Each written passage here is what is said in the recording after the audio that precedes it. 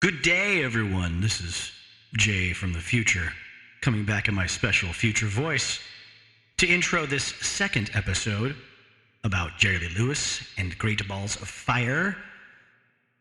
I also must reiterate what I prefaced on the first episode, which is that while I was recording this, I may have misspoken the name of Jerry Lee Lewis's televangelist cousin. So if you hear me saying the name Jerry Lee Falwell or Jerry Falwell, I am incorrect, and I am misnaming the person who is actually Jimmy Swaggart. So please do that switcheroo in your own mind so I don't have to go through the entire episode myself and listen to my own voice again to find the mistake, chop it out, and then punch in myself correcting myself. The only other thing I wanted to say is that in the time since I began recording this episode, I started doing research and recording a few new ones. So coming at you soon will be CBGB's, Elvis, as portrayed by Kurt Russell, singles and the Seattle music scene. We're going to do some Nine Inch Nails. We're going to do some Pantera. We've got a Airheads commentary watch-along track coming up for that late 80s, early 90s heavy metal thing that they didn't portray very well at all in that movie, nor the transition into 90s alternative rock. So beyond that, we're going to get into funk. We're going to get into 70s R&B, 60s R&B, James Brown, Little Richard, and some Chess Records blues as well. Oh, and there's going to be a lot of stuff with some really wacky movies from the 80s like Forbidden Zone and Repo Man and Valley Girl, things like that. Oh, also I'm excited to finally watch Crush Groove for the first time. We'll cover some Run DMC, early hip-hop that came before Run DMC, and a movie I just discovered called Thank God It's Friday. So, thanks for being here. Remember that rock and roll is the best, and so are you. Good day to you, all you Hottentots, you pink Cadillacs, you topsy-turvy window dressings, you. I am back to talk more about Great Balls of Fire and Jerry Lee Lewis. I know I haven't spoken at all really about his piano playing, so as a person who does not play piano but took 1/4 of it in community college, I can't do that much to demonstrate his greatness, but I can play you something that explains my awareness of his greatness. Let's just go straight to the titular song that the movie was named after. And this is not the recording by Jerry Lee Lewis, because I am not going to risk getting flagged on YouTube or anything else. What this is a playback from a guitar tablature website. So this is piano parts transcribed for guitar and created via a computer program called MIDI, or a computer interface musical instrument language called MIDI, I guess. So no one's coming after me for copyright infringement, I hope, as I hold my phone up to this microphone. Now, what you're going to hear is halfway through bar 9 of the song, so we've already gone through the introduction of the goodness gracious part. Here comes the main verse riff on the piano.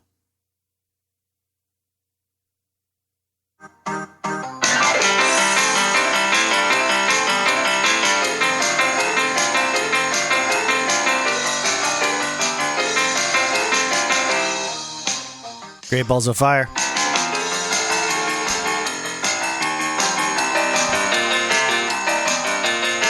Woof. Tiring, right? I'm worn out. Sounds complicated. Sounds hard to play. Yeah, guess what? That's just what one of his hands is doing. Here's what the other hand is doing, starting about the same part of the same measure.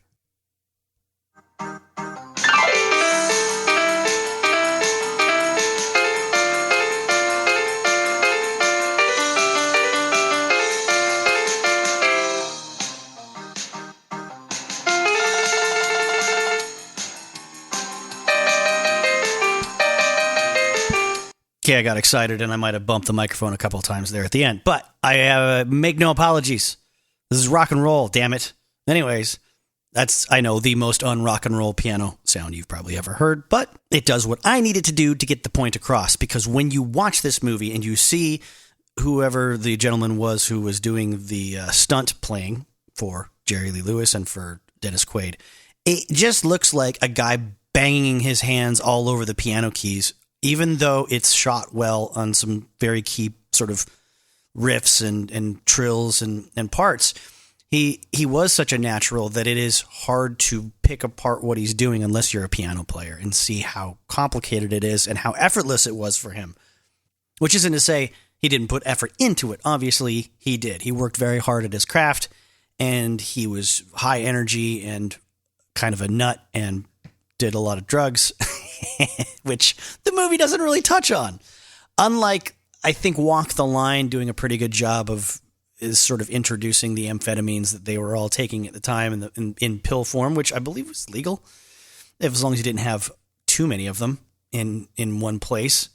I mean, no one's buying them off the street in these movies or in the stories and the bios that I'm reading. Presumably, there are doctors that are prescribing pills to pep people up. In this case, I assume it's like Dexedrine or Benzedrine. You know, the good stuff that kept Orson Welles awake when they were making Citizen Kane. These are the pills that fueled the post-war generation. Speaking of post-war, it is worth noting that Jerry Lee Lewis's hair and manner of dress was very off-putting for an entire generation of fathers and mothers. It is crazy to see how long his hair was well before the Rolling Stones and the Beatles came along. As with Elvis at the time, there's definitely a resentful undercurrent among fathers all over the United States who had gone off to fight the Krauts in World War II and come back for what? To watch their young daughters falling in love with men like this? Fie, they would say. Or gall darn it, or whatever. I don't know what they said. So to stay on track, back to Dennis Quaid's performance. Now, besides the mannerisms and the physicality that seems to match very well when it comes to live performances, there is the voice that seems to fall a little short of the mark, if you ask me. But my impressions of Jerry Lee Lewis's voice mostly comes from retrospective footage, documentary footage, and interviews with him as a much more calmed down person who's had time to reflect and time to try to craft the public perception of his legacy and the public perception of his persona. Easy for me to say. So I do have to admit, I haven't been privy to extended hours of footage or recorded audio of Jerry Lee Lewis speaking conversationally, but I have heard some of the Sun Records tapes, the outtakes in between recordings that you can find now on YouTube. He's very impassioned when he's talking. He's very forceful. He's very loud. You know. In one instance, he's arguing with Sam Phillips about Great Balls of Fire itself and how he just can't bring himself to record the song. There was a lot of drink happening at that time and a lot of religious discussion. In a mid-'80s history of rock and roll publication that Rolling Stone put out, when they talked about Jerry Lee Lewis, and I think it was Ed Ward was writing about it, who went on to write two other more recent histories of rock and roll that I'm referencing a lot for some of these podcasts and recordings. They don't even bother with their own account. They just throw directly to an excerpt from Nick Toshi's Hellfire, which had come out in the mid-'80s also. To go back a little bit, as far as context goes, Jerry Lee had performed on some records for Sun, Sam Phillips' studio and recording label. In 1957, it is his piano powering Billy Lee Riley's Flying Saucers Rock and Roll. Flying Saucers Rock and Roll. Look that one up. You will not be disappointed. And his most famous record, Red Hot, which also has an awesome lyric at the very beginning. My gal is red hot. And then his band answers, your gal ain't doodle squat. So he would basically do these sessions for other artists at Sun Records, and then Sam would sort of let him have his own recording time in the off hours, and he kept trying to find a suitable song for Jerry Lee. I know they did Crazy Arms first for him, with him singing, And there's an incident at the end of it. If you find the recording that was on the Sun Records label, the original one, and it's available on YouTube, you hear at the very, very end, the very last piano chord plays, and then a guitar chord plays that's not in the song. Like it's not in the chord progression necessarily of the song. It's not out of tune, but it doesn't sound like it's in key necessarily. And that's because the session guitarist that worked for Sam Phillips was taking a crap during the recording of Crazy Arms, didn't know the tape was rolling, and as he opened this was a converted automobile repair garage that they're recording it. So the big room, I believe, just probably had a door that opened into the bathroom. So as this guy comes out, the band is playing. He walks over to his guitar, sitting, I guess, leaning up against something, picks it up, turns up the volume, and then just hits the first chord that he puts his hands on. And you can hear that at the very end of the record. They left it in. Anyways, let's see. So I'm jumping now to the text of Rock of Ages, the Rolling Stone History of Rock and Roll, the first third of it written by Ed Ward. Jerry Lee's success was sealed with his midsummer stint on the Steve Allen Show. Stuck on at the very end, he got 5 minutes and he took full advantage of them. Swinging into a whole lot of shaking, he slowly stood, riding the piano like a madman, kicking the piano stool out of his way so he could get a better purchase on the keyboard. Caught up in the spirit of the moment, Steve Allen threw the stool back at him and then sent a hail of other objects after it. Undaunted, Jerry Lee started playing with his foot. It was scandalous, and it gave Jerry Lee his big break. Recognizing the debt, he later named his son Steve Allen Lewis. Jumping out of the text now for a second, Steve Allen Lewis would unfortunately die at a very, very young age. One of two, I believe, of his sons that died very young. One drowned in a pool and one died in a car accident. I believe it was Steve Allen Lewis that drowned in a pool, allowing Jerry Lee to join the same club as Tommy Lee and Lou Costello, I believe. There might be more. Anyways, this also reminds me of when I was working in a guitar factory in the year 2000. It was Tacoma Guitars down in Tacoma, Washington. I was fresh out of luthier school, and I was working under the sort of temporary supervision in one section of the electronics installing department of an older fellow named Marshall something or other. Marshall was his first name. And I know he had to be in his 60s. At least he seemed like it to me. He was an old school country guy, and he would every day for a year he would play and sing a different song in the break room. We all got to pick up slightly defective Tacoma guitars on our breaks and strum around if we wanted to. Anyways, he was telling me once during one of these little break sessions about when he was 13 years old, and I don't know what small town he was in, but it was somewhere in the southeastern United States. He got to run spotlights for the local theater when Jerry Lee Lewis came to play their little town, or maybe it was a bigger town, I don't know. But it had to be kind of little if a 13-year-old kid's going to run spotlights. I don't know how he got the gig. He must have known someone who knew the theater owner, because he was up in the booth with the owner of the theater, who you wouldn't really think about this, but Jerry Lee Lewis did not haul a grand piano around wherever he went. No musician really did, I don't think, except for maybe in the early 90s. Stupid Axl Rose for his stupid, 4-chord progressions on Guns N' Roses songs. He had to have a grand piano carried around for him. Anyways, I love Guns N' Roses, but Axl Rose is kind of stupid. Sorry. In a lot of ways. But when, I guess the owner of the theater wasn't too familiar with Jerry Lee Lewis yet. He must not have been, because he absolutely lost his mind when Jerry Lee put his feet on the grand piano and started playing with his feet, and then climbing up on top and turning around backwards and playing with his hands while he was standing on top of the grand piano, and then kicking the keys with his feet as well. And Marshall said the owner of the theater just started screaming, "You son of a bitch, get off my goddamn piano." He's like, "Turn that spotlight off. That son of a bitch, I'll kill him. He's going to owe me a whole new grand piano." So he shut the spotlight off of him. So you had to just watch him with stage lights on for the rest of the concert. Or I guess until the owner ran back there and made somebody stop him from jumping up and down on his piano. Anyways, that the little bit about this being so scandalous appearance on the Steve Allen Show just reminded me of that. It was back to the text. After seeing Jerry Lee on television, Otis Blackwell, the black songwriter who penned Don't Be Cruel and All Shook Up for Elvis, sent Sam Phillips a demo called Great Balls of Fire. During the recording session, some alcohol was making the rounds, and as it sometimes will, it began to raise something from Jerry Lee's conscience. Back in the booth, Sam's faithful engineer, Jack Clement, decided to record the tumult that ensued as Jerry Lee began to argue with Sam. E-L-L. Great God Almighty, great balls of fire. That's right. It says, make merry with the joy of God. Only. But when it comes to worldly music, rock and roll, Plug it out. anything like that, you have done brought yourself into the world, and you're in the world, and you hadn't come from out of the world, and you're still a sinner. And then you're a sinner, and unless you be saved and born again, and be made as a little child, and walk before God, and be holy.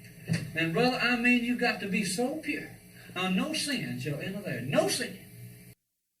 And the thrust of this is the kind of thing that a lot of, religious upbringing will teach a person, that the things that are of this world, even though the Creator created this world,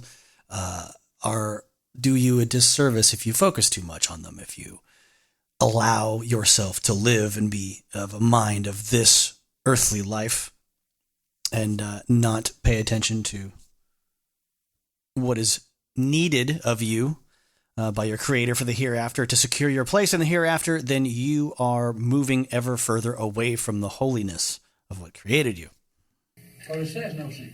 It don't say just a little bit. It says no sin shall enter there. Brother, not one little bit. You got to walk and talk with God to go to heaven. You got to be so good at this better. I'll tell you what I know. Hallelujah. All right. You're right. Now here comes Sam Phillips, who owns and runs Sun Records. He's going to try to talk some reason into Jerry from the point of view of someone who wants to present himself as someone who has the same fervent belief, just not as loud and as vocal maybe, and also, believes God's will is a little more open to interpretation. And did good. That's right. Here's the difference. Are you following those that heal like Jesus Christ did? Well, it's happening every day. What do you mean? The blinded eyes are open. Jerry, The lame are made to walk. Jesus Christ. The cripple are made to Jesus walk. Christ, in my opinion, is just as real today as he was when he came into this world. Right. You're so right. You don't know what Now, you're talking about. I would say more so. Because you see, That is the sound of one man trying to set up a point and another man verbally agreeing, yet still dominating the conversation and not yielding an inch whatsoever. Also, this is just how the average person, when they're drunk and full of themselves, starts talking. Now get ready for the sound of someone hitting on a snare drum in a second, which indicates where the microphone placement is that's recording this conversation. Nowhere near the actual conversation. you see, no, we're Studied it through and through and through Well, and through. listen, I'm hard. And I have studied the Bible a little bit. Well, I have too. I've studied it through and through and through Well, and listen, through and through. Jerry, I know what you're Jerry, talking about. when you think that you can't do good, you're a rock and roll exponent. You can do good, Mr. Phillips. Don't Wait get a me wrong. minute. Wait a You minute. can Now, have what a- I mean, I say do good. You can have a kind heart. Now we're coming up on one of those biblical arguments that you can have kindness in your heart and do good works and do charity works. But if you don't do it with the Lord side by side, it's not worth anything. I don't mean. You can help people. You No, can save souls. No. So there's the crux of it for Sam. Here we go. If you record these amazing songs, even though they may be steeped in hellfire, you can change people's lives. No. Yes, you never make it. How can the devil save souls? There you go. There's your moral quandary for the early to mid 50s in the explosion of rock and roll. This is a serious spiritual debate between people that are in charge of this sort of first wave of turning rockabilly and rhythm and blues into rock and roll. At this point, Elvis has already taken off and left for RCA Records. I don't recall exactly when Johnny Cash took off from Sun Records to get another deal, but if he wasn't already out, he was on his way out. Carl Perkins, I think, was sticking around a little bit longer, but Jerry Lee was the one that Sam really depended on at this point to give him a big breakthrough money-making hit. So he's trying to convince him to do Great Balls of Fire with everything he's got. And wouldn't you just, like, listen to that guy with the way he talks, and he's so calm? He could be the one to say, I think this is the best move for you and for me and all of America. And you would do it. Sam Phillips is the guy to take you aside and sit you down and say, now, Jerry, think of all those wonderful young American people out there that are going to say, Mama, Daddy, I want to learn to play rock and roll music and save people's souls, just like good old Jerry Lee Lewis right there. Another thing to notice is Jerry's delivery and his voice. Even though he's lit up and he's fired up, he's not slurring his words. He is not talking like this, which is what Dennis Quaid does.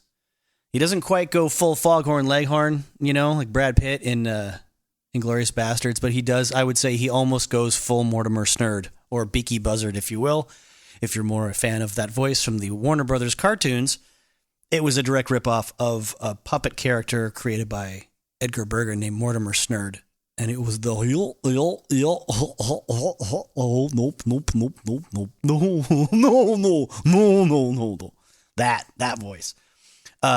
There's an edginess to Jerry Lee's voice, and there's sort of a somewhere it's never really raspy, but it's got, I don't know how to describe it. There's a quality to it that doesn't come across in Dennis Quaid's performance. And there's another thing that I noticed towards the end of the film.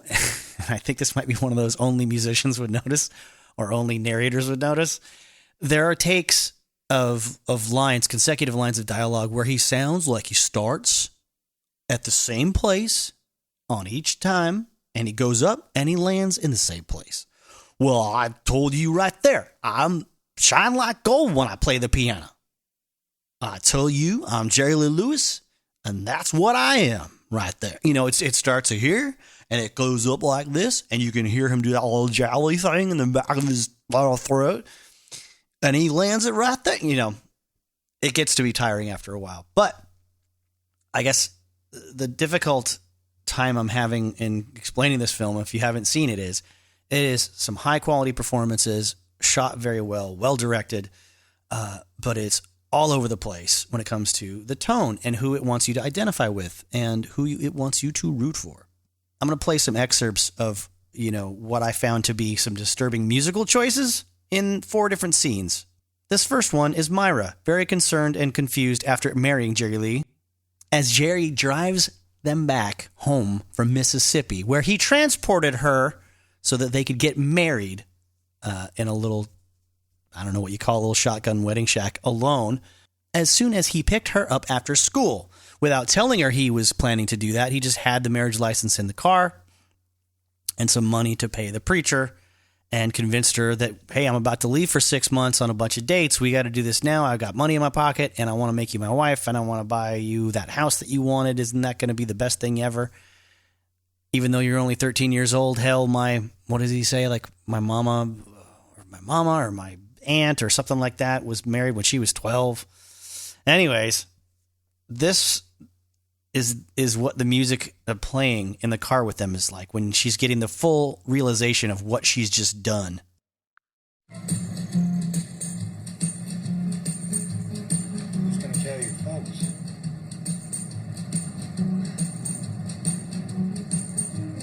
You tell them.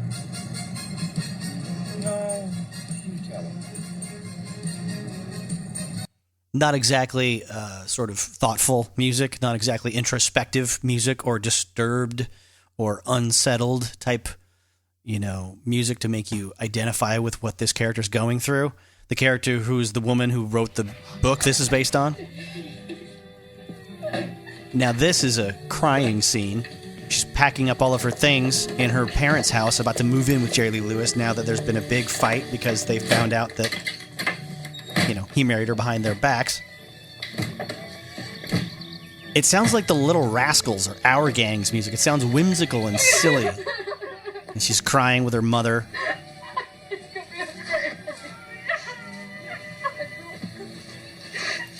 Now, this next one takes place after she has gone on a little bit of a shopping spree to buy furnishings for the new house and appliances, and it is again a really well put together scene. It looks like it's shot for a musical. It looks like an amazing, colorful set piece where someone's throwing around money and being an excited young person who's just thrilled to death with all this freedom they suddenly have. But then it cuts to her crying in the kitchen when Jerry Lee gets home as his re-recording of Breathless plays. You can totally tell Jerry Lee is much older when he's recording this, and he does not have the command of his range, especially the high notes that he used to. He has to kind of build up to them more than he would. He used to just jump straight to those high notes or loud falsettos or whatever it was that he was doing in Breathless originally. But Jerry's about to come home and find his new bride crying in the kitchen with smoke in the air and like alarms going off and stuff.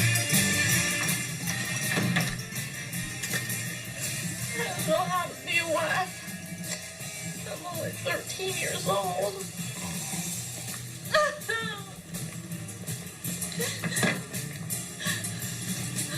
You're all a woman to Jerry Lee, honey.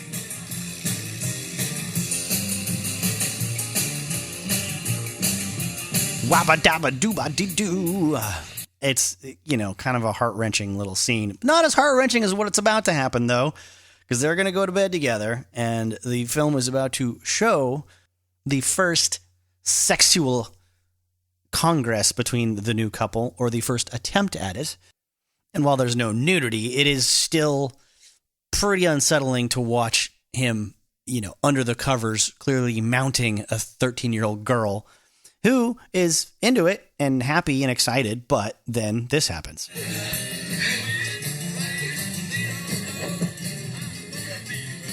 What? What'd I do? Did I do it wrong? You don't move like no virgin.